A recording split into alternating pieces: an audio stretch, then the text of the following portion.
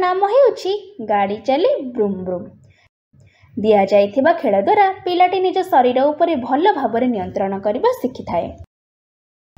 जन्मरू 6 मास पिलांक पाई पिला को पेटेई तांको सामने रे खेलना रखंतु। पिला को पछरे एपरि समर्थन दियंतु जेपरि कि पिलाटी निज पादरे धक्का दे खेलना को धरिबा पई चेष्टा करिबो।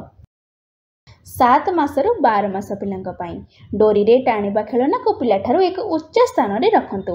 पिला को छिड़ा होई खेलना को धरिबा पई उत्साहित करंतु।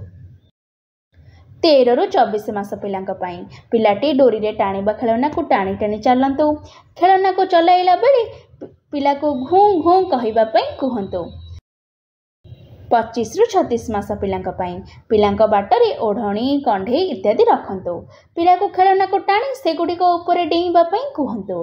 कहिबा समय रे चाल रुह आगको पछको इत्यादि शब्दर व्यवहार करंतु।